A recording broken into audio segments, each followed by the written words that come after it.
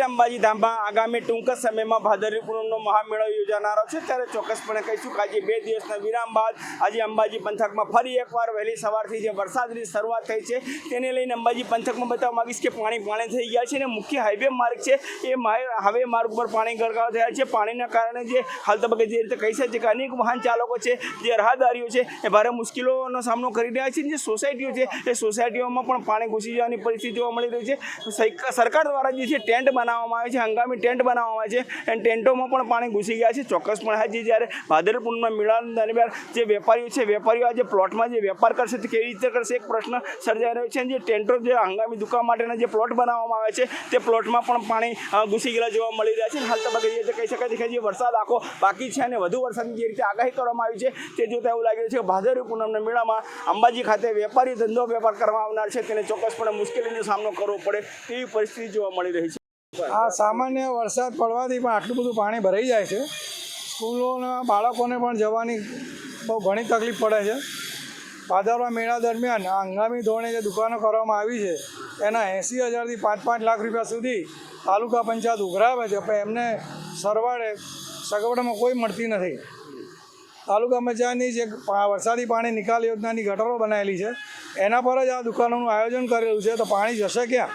છેવટે આ સોસાયટીમાં જશે ને સોસાયટીના ઘરોમાં પાણી ભરાઈ જાય છે। આ મુશ્કેલીઓ અને સામાન્ય વરસાદ પડે તો આ દર વખતે આ મુશ્કેલી છે। ઘણી વખત આ રજૂઆત તાલુકા પંચાયત, જિલ્લા પંચાયત, મંદિર ટ્રસ્ટને અને છેક CM સુધી આ વાતો પહોંચાડેલી છે, પણ આજ સુધી કોઈનો નિકાલ થયો નથી। અંબાજી ધામમાં આગામી ટૂંક સમયમાં ભાદરવી પૂનમનો મહામેળો યોજાનારો છે ત્યારે ચોક્કસપણે કહીશું કે આજે 2 દિવસના વિરામ બાદ આજે અંબાજી પંથકમાં ફરી એકવાર વહેલી સવારથી જે વરસાદની શરૂઆત થઈ છે તેને લઈને અંબાજી પંથકમાં બતાવવા માંગીશ કે પાણી થઈ ગયા છે અને મુખ્ય હાઈવે માર્ગ છે એ હાઈવે માર્ગ ઉપર પાણી ગળગાવ થયા છે। પાણીના કારણે જે હાલ તબક્કે જે રીતે કહી શકે કે અનેક વાહન ચાલકો છે જે રાહદારીઓ છે એ ભારે મુશ્કેલીઓનો સામનો કરી રહ્યા છે। જે સોસાયટીઓ છે એ સોસાયટીઓમાં પણ પાણી ઘૂસી જવાની પરિસ્થિતિ જોવા મળી રહી છે।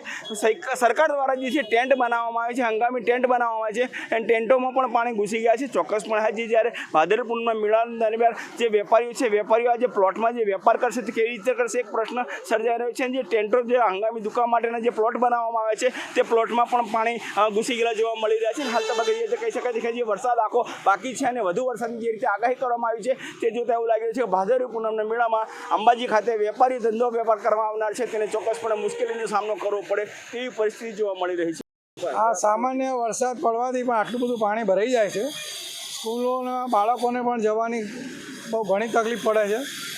ભાદરવા મેળા દરમિયાન હંગામી ધોરણે જે દુકાનો કરવામાં આવી છે એના 80,000થી 5-5 લાખ રૂપિયા સુધી તાલુકા પંચાયત ઉઘરાવે છે, પણ એમને સરવાળે સગવડમાં કોઈ મળતી નથી। તાલુકા પંચાયતની જે વરસાદી પાણી નિકાલ યોજનાની ગટરો બનાવેલી છે એના પર જ આ દુકાનોનું આયોજન કરેલું છે, તો પાણી જશે ક્યાં? છેવટે આ સોસાયટીમાં જશે ને સોસાયટીના ઘરોમાં પાણી ભરાઈ જાય છે। આ મુશ્કેલીઓ અને સામાન્ય વરસાદ પડે તો આ દર વખતે આ મુશ્કેલી છે। ઘણી વખત આ રજૂઆત તાલુકા પંચાયત, જિલ્લા પંચાયત, મંદિર ટ્રસ્ટને અને છેક CM સુધી આ વાતો પહોંચાડેલી છે, પણ આજ સુધી કોઈનો નિકાલ થયો નથી।